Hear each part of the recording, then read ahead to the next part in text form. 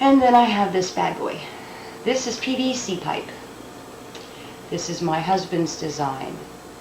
I would not have any emergency bag without this in it. This is my everything wand. My magic wand for my emergency bag. I have scuds of duct tape. I have Ranger bands. This is very waterproof. And then this little kit, more cordage. These little things are my snares to set my traps.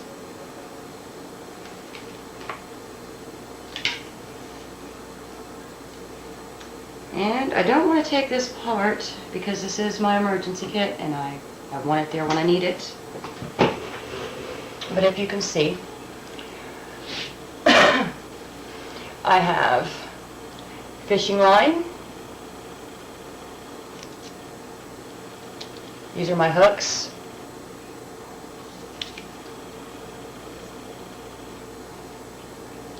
My lead sinkers. Some more fishing line. I think, like I said, sorry I don't want to take this apart. Here's more hooks, sinkers, and a little tiny bobbin. Because not only do I have these kits, of course, but my kids have these kits.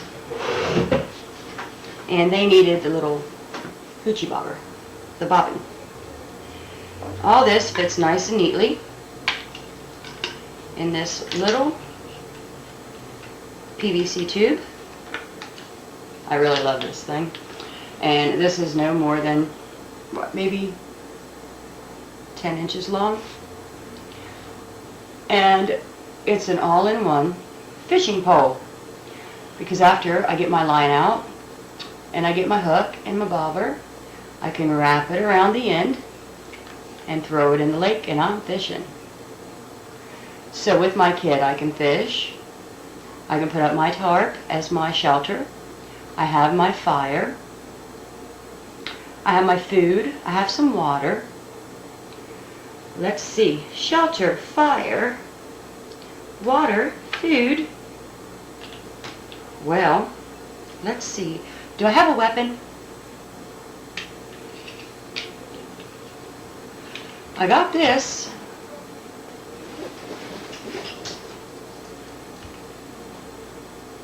And I'm pretty sure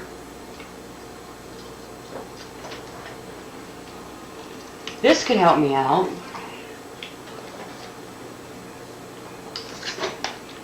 Now, I'm pretty sure this could help me out. I can keep pulling out because I got a few more blades around here somewhere. Not to mention, if I'm not packing a gun or two, I'm pretty sure he's gonna be. So now we know all of our bases are covered for the pyramid. I think it takes longer to put all this stuff up than it does to get it out. Extras. We have a whistle. Don't think I'd blow it though, unless I'm just trying to get the kids' attention.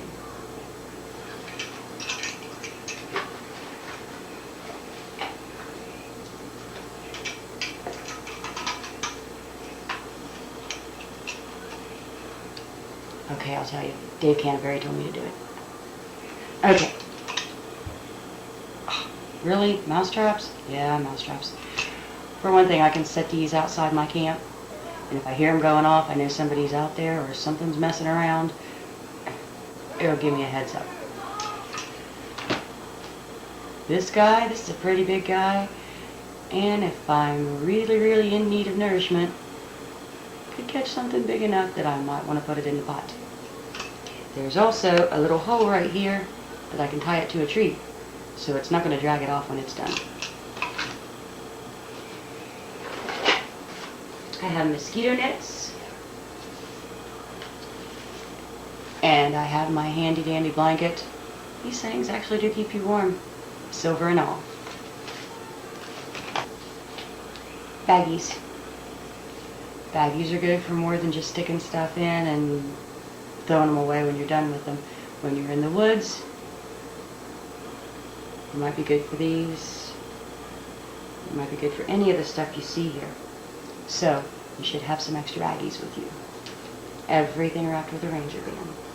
Okay, now we have to get done because, believe it or not, all this stuff did come out of this bag and I got to put it all back in. So, just a couple last tips on things that you may consider putting in your bag or that you may need to know about your bags. Make sure, like I said earlier, that you know the length of your travel, where you expect to go, where you're going to end up when you're finished on your journey, how you're going to get there. You should have more than one route to get to your journey.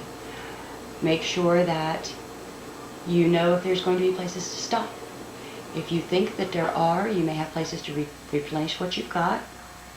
There may be places to get water. And that doesn't mean that you're going to stop at Exxon and pick up a bottle of water. Make sure that you know if there are lakes, streams, rivers. If so, make sure you have a good way to filter your water. Make sure that you know if there are other people that you may be able to stop and they may help you. Depending on the situation, those places may not be there. Make sure you have plenty of alternative plans. If there are plenty of places to stop, you may not have any worries. Like I said, those places may not be there. Make sure that you know if there are places to gather things along the way. There may be an orchard along the way.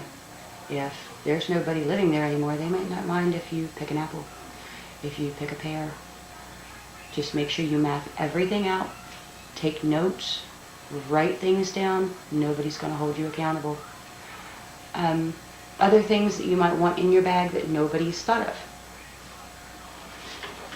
Then again, you might not want them there. Notebook.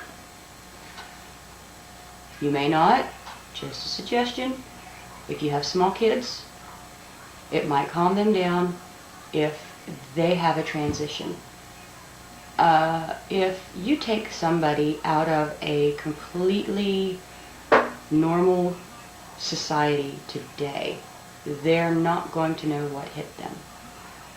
Especially young children, you probably should have something for them. Like my kids are used to these. Most kids today aren't. They want to go to McDonald's. My kids like these. Your kids may not. Anything that comforts them, try to make sure that there's something they like. Whether it's their food, their reading material, whatever it is, they may like just writing on a piece of paper. That might help. They may like to play games.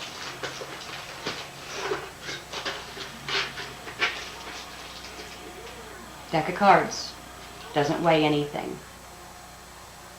You want to keep weight down. They are a little bulky, so make sure you have room for them.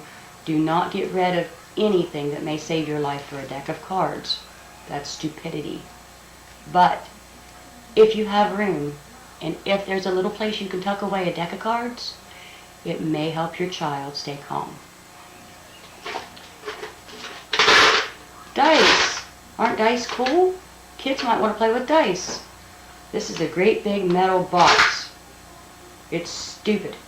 It's also a Phase 10 game. What can you do with a Phase 10 game? You can play one game. This, omit that, is 6 dice. It doesn't weigh anything. It folds up in a square, 2 inches by 3 inches, and it'll fit in a pocket, or a little tiny nook. That might be what your kids would like. You can look up dice game on the internet for an hour, find all kinds of them.